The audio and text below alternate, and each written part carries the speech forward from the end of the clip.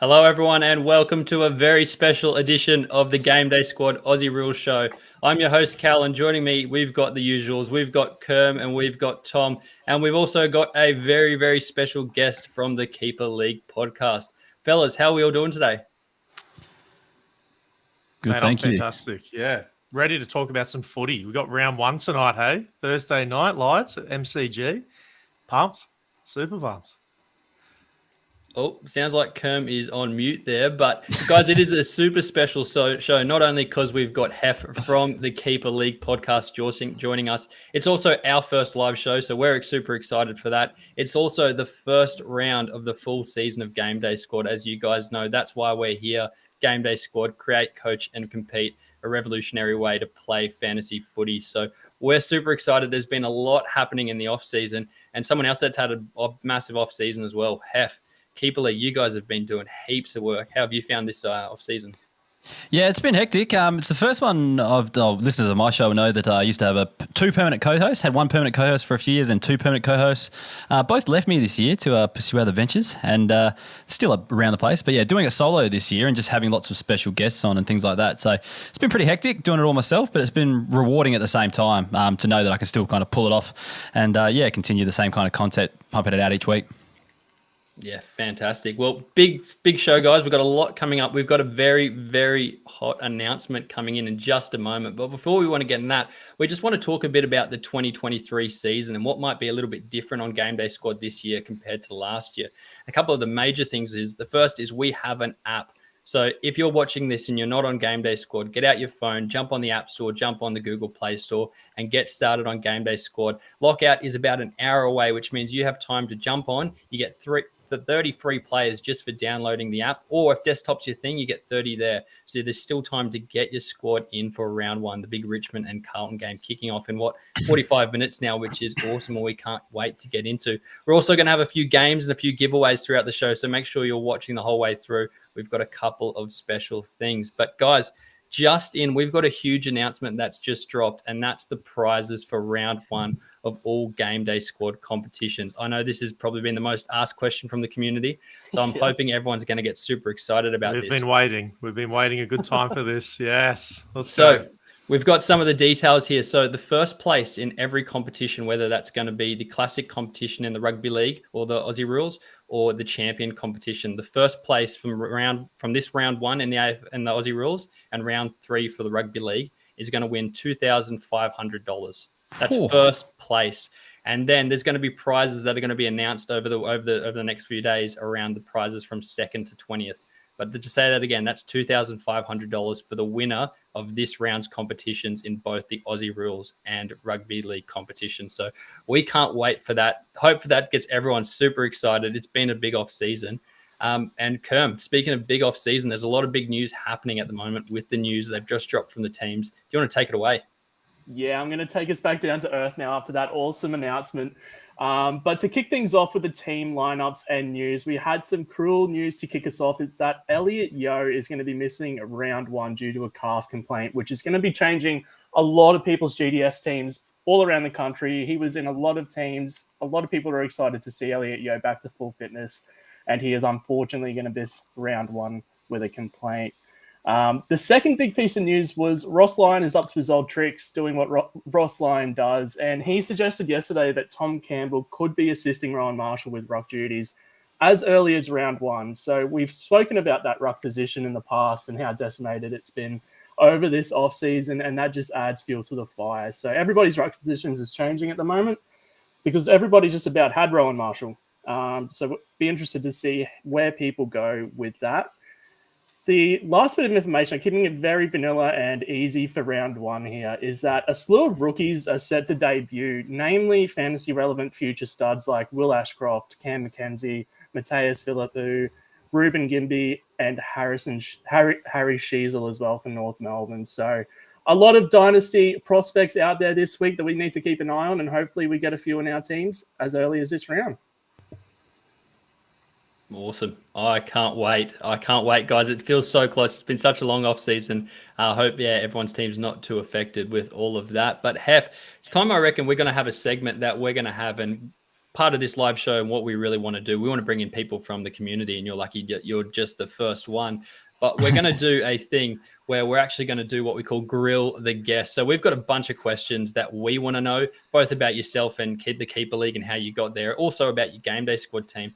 But we've got the live chats going, whether you're watching along on Facebook, on Twitter, or on YouTube. Make sure you are sending them through. Kerm's going to be picking out the best comments. There might be some prizes if we get some cracking questions. So, Heff, get ready. First question I've got for you, mate. How did you actually get into footy, and how did that end up where, into the position that you're in at the moment with fantasy sport? Yeah, definitely come a long way. I first got into fantasy footy. Probably comes as no surprise. I didn't do a lot of work in high school. Wasn't the best student, which is funny now because I'm a teacher.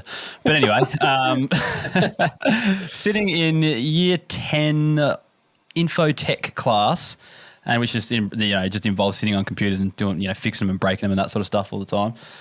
Mate, sitting next to me, Wardy, haven't talked to him in a few years, but he was sitting there playing AFL Fantasy, Dream Team. I think AFL Dream Team was called back in the day. This was probably about 2003 or something like that. And just asked him, what do you got there, mate? And he had shown me his team going through. I think he had Jonathan Brown in his forward line and things like that. So, I jumped on straight away, built a team, played for the rest of the season. And, I don't think I've actually looked back ever since, played every year since then. The rest is history. Yeah, exactly. That's a love affair. Love at first sight, eh? That is. And mate, with Game Day Squad, it's just one big keeper league. So as people know, the cards get kept from year to year. So how have you been involved? How did you end up in the keeper league space, and how did you kind of make that your little niche in the community? Yeah, so with the keeper league stuff, playing classic for a long time.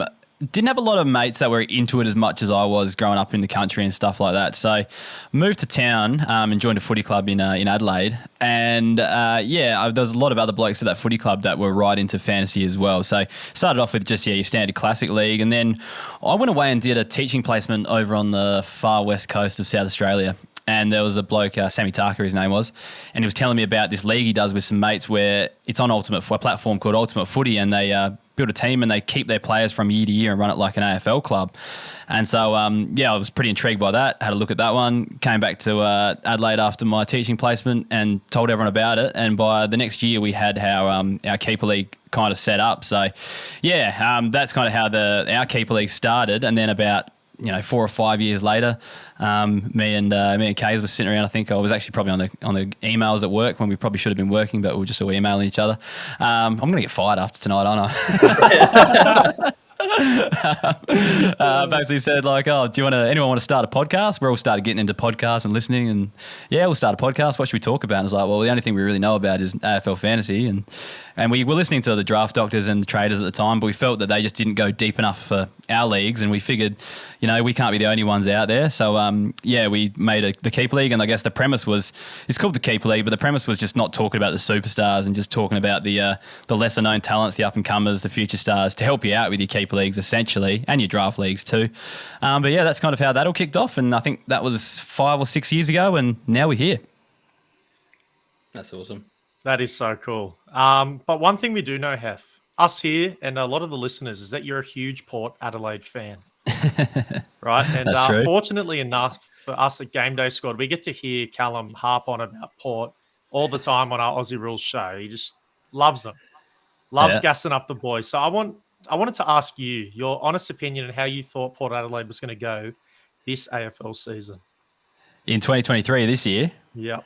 I reckon we probably will finish 0-5. We'll start 0-5. And I reckon Ken Hinkley will lose his job after round 5, and then we'll be good again. So it's fine. We'll be good after that. Man, that's a tale of two stories there. I got a completely different.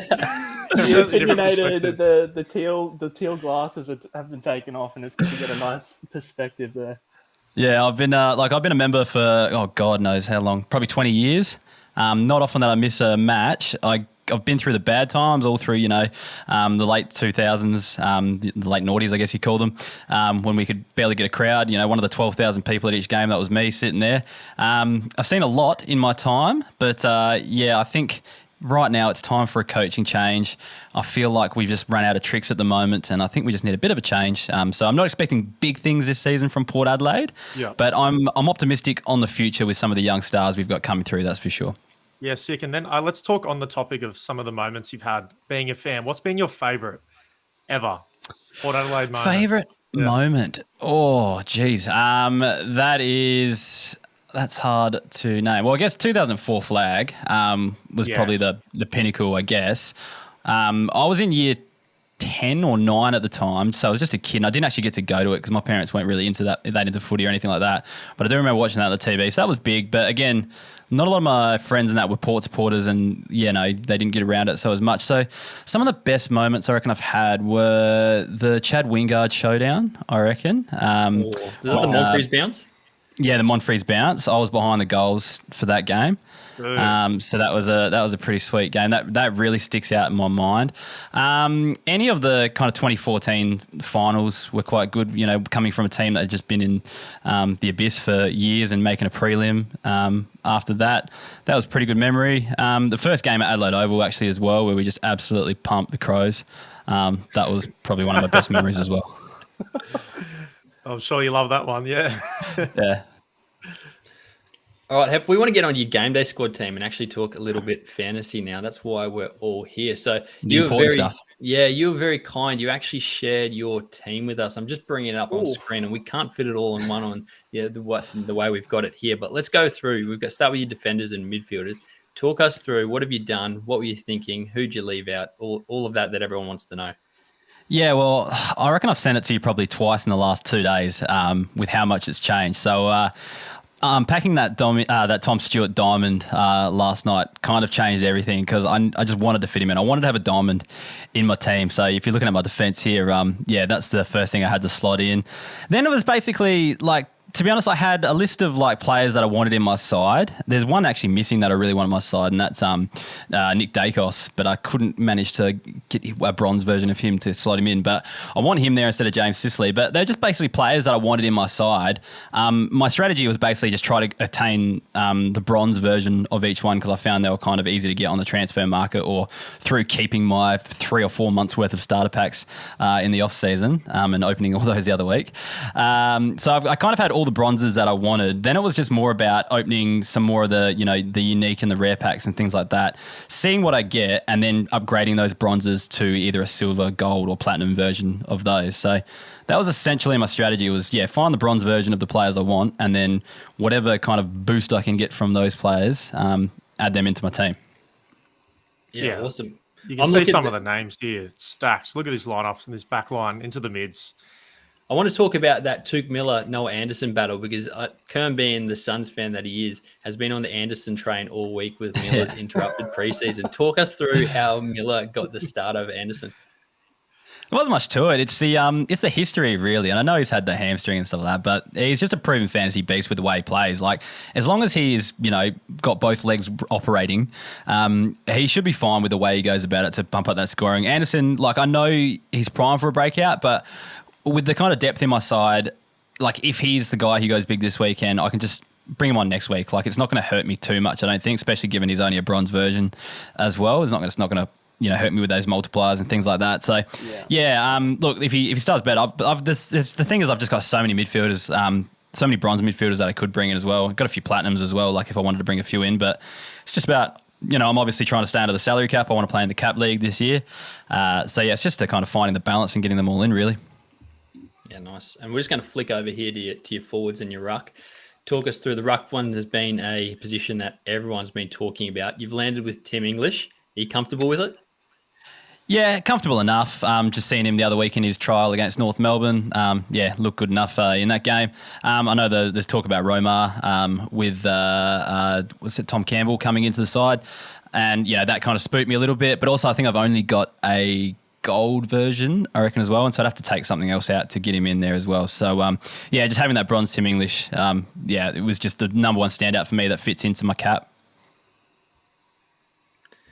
And I reckon, Tom, you're crying a little bit seeing your boy Isaac Heaney on his bench couldn't find a way into the team. Dude, that hurts. But I'm looking at the lineup and I'm trying to figure out who would I take out. Yeah, exactly. Because I'm all about Errol Goulden this year. I'm all in. So I love that he's played him over Isaac Heaney. And you've got the 3 golds there who are some of the best forwards in the game currently. Connor Rozee might need to be given the flick, mate. I don't know. What, to get Heaney in? Heaney was actually in there. Heaney was in there till yesterday, actually, because I've got I think I've got gold and silver version of him as well. Yeah. I just think Errol's the more likely candidate to push into that midfield, so he's not going to be as kind of goal dependent up forward. He did score 200 last week, and there's that hype about him. He scored 180, whatever it was, in that preseason game. So there's a bit of hype there, but I just look at it and go, all right, I need to pick. If I'm picking the 6 best forwards for this season, I think those are the guys right there. Yeah. So that's kind of why I've just gone with that lineup. I think Errol is probably the 6th best forward this season. Depending on, I know you guys don't do DPPs and stuff like that, but if there was to be some DPPs later on, maybe that might fluctuate a bit in AFL fantasy. But I think right now, I think those guys are going to be the top 6. That's my gut feel. And I've got a question before we go, Kerm, to some of the listener questions. I know people have written in a few, and we've got a couple there. Is this team, Heff, good enough to win the $2,500 this week in the round 1 competition, which we've just announced earlier in the stream? How comfortable are you feeling? Well, I was going to say earlier when you said that I'm going to be $2,500 richer next week. So that was nice to hear. But look, it's like playing last year, and I think a lot of teams and coaches have evolved a lot, I reckon, in the off season with the season with the platform kind of evolving as well. If I had this team last year, I know it would go very close. My team last year wasn't anywhere near this strong. So, yeah, I don't know. Like, it depends how many people signed up, I guess, and how the coaches have evolved, how their teams have evolved and things like that. But, yeah, who knows? Could happen. Can I ask you a quick question with this lineup? Because sure. Having a look, I know it's early days. It's only round 1, but favourite card you own so far? Oh, it has to be the Tom Stewart Diamond. Like the last week I didn't really have a diamond that I liked. I think on my 100 pack opening the other week I packed a Luke Nankervis and Lockie Keefe. It was tough viewing. So it was actually just good to get one, and that kind of elation that went with getting him. I think I put on the video on TikTok this morning, actually, the video of me unpacking him. And you could just see the happiness in my face, in my eyes. So it'd have to go with that one, I reckon.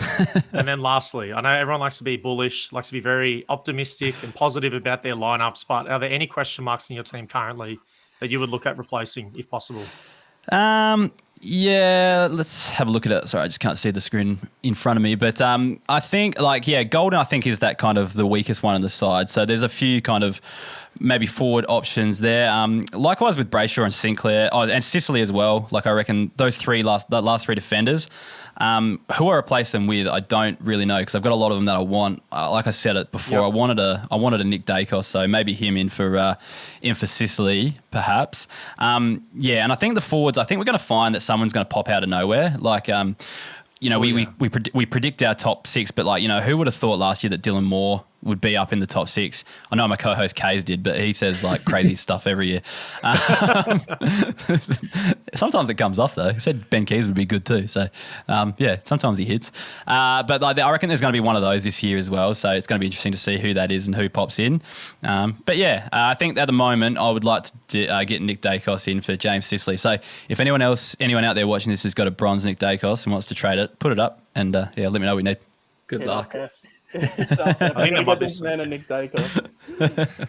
That's awesome. No, but we'll get into some listener questions now. They've come in from everywhere, so thank you guys for submitting any questions that you have.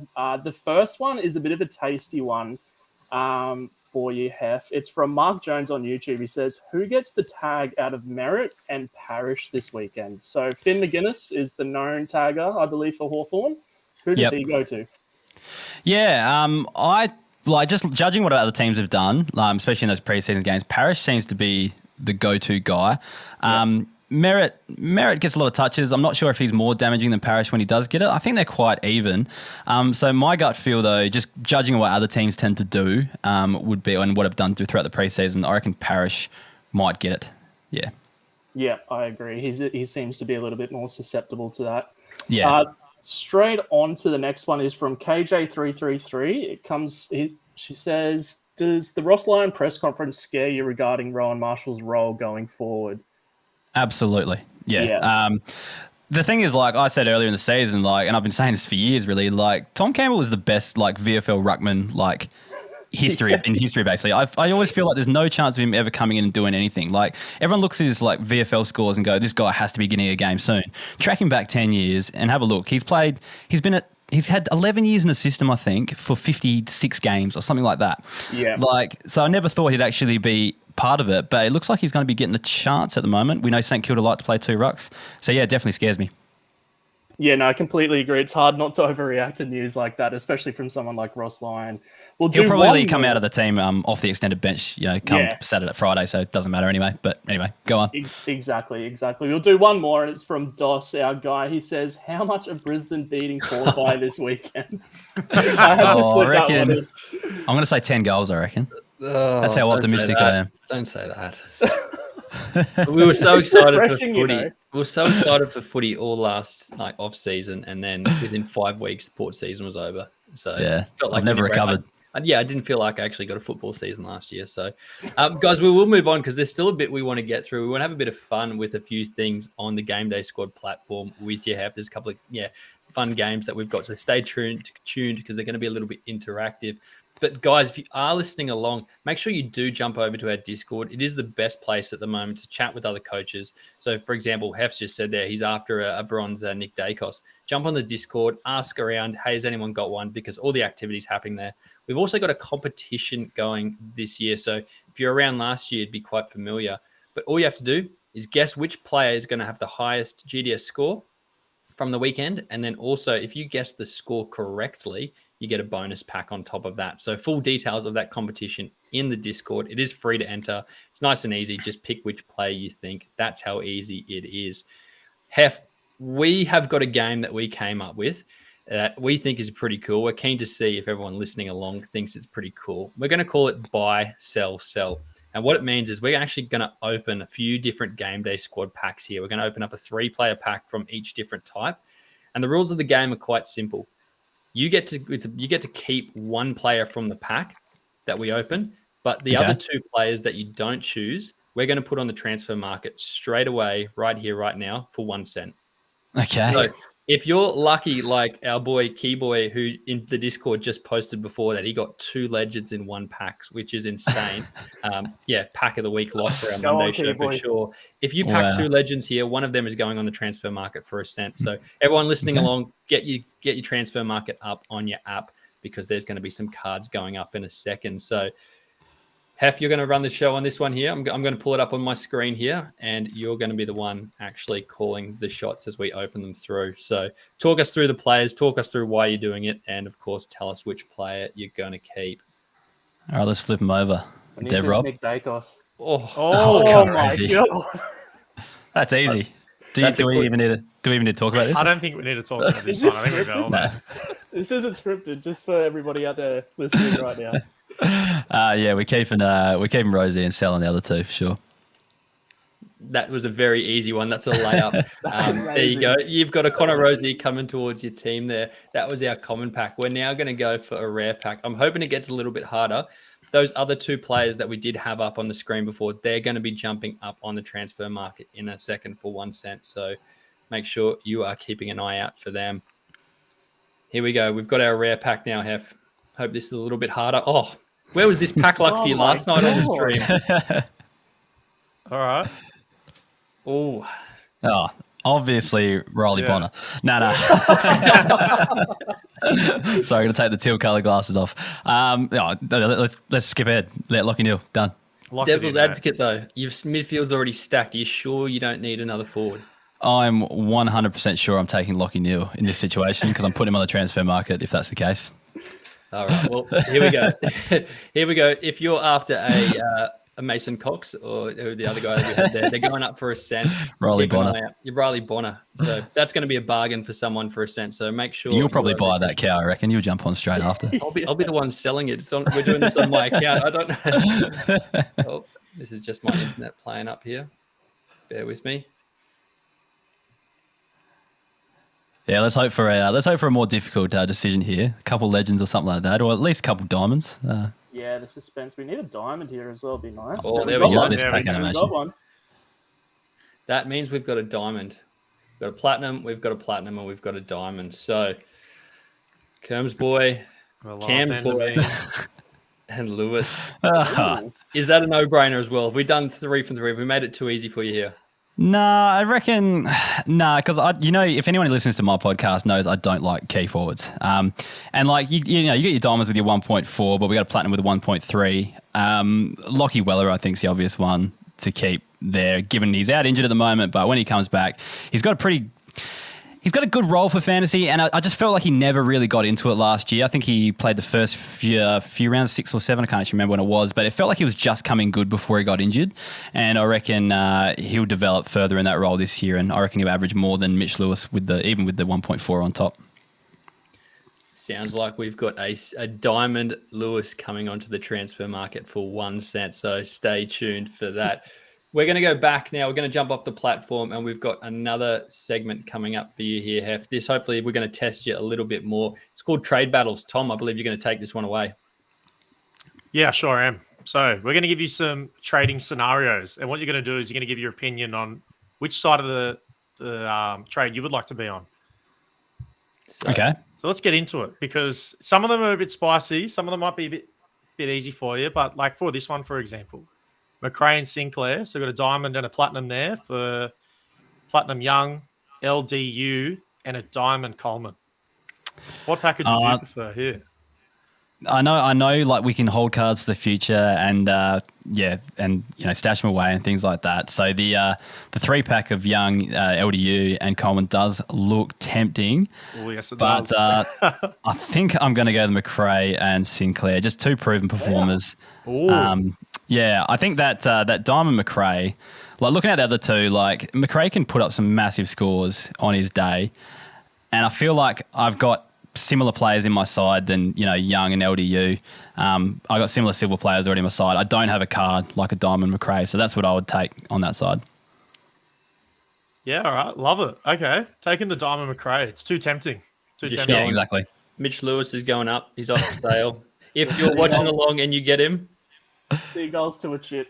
he's up. Go get him. Go let us know. I'll put the other ones up soon. Yeah, can I quickly go snag that up?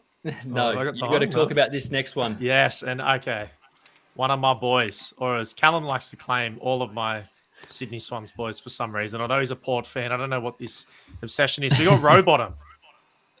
He's a platinum for a bronze Luke Parker, silver Wines, and a silver Guthrie. What package are you taking here? Well, let's fast forward 3 years and we've got Rowbottom versus Ollie Wines, essentially. That's about it. So I'm going to take the Rowbottom just for the future potential. If he gets the right role, sky's the limit with that guy. He's just in a crowded midfield. But like I said, Luke Parker could move out in a couple of years. And then that might free up a spot for him on that inside. And I think he could go ham if he's just given the right opportunity. So I want to take the Robot. All right, but think about this. You've got a couple of bronzes in your team. Don't you think those silvers could be useful right now to help you through this season? Or they can, but for this season, they can be useful. But like I said, I've already got silvers in my side that I can't fit in. That are probably better than those 2 as well. So, yeah, the Robot, I reckon, give him a few years. He's going to be an absolute gun. And with that platinum multiplier on him, I'll be taking that. And shout out to Mark Jones, who just left a comment saying, just snagged that Lewis for a cent. The ultimate seagull, Mark Jones. Welcome.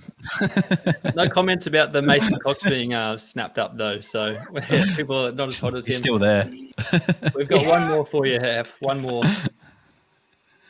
Now, we had to do you with this one. You got those teal glasses on. So this is the mega package, a massive care package. But you have to give up a 1 of 1.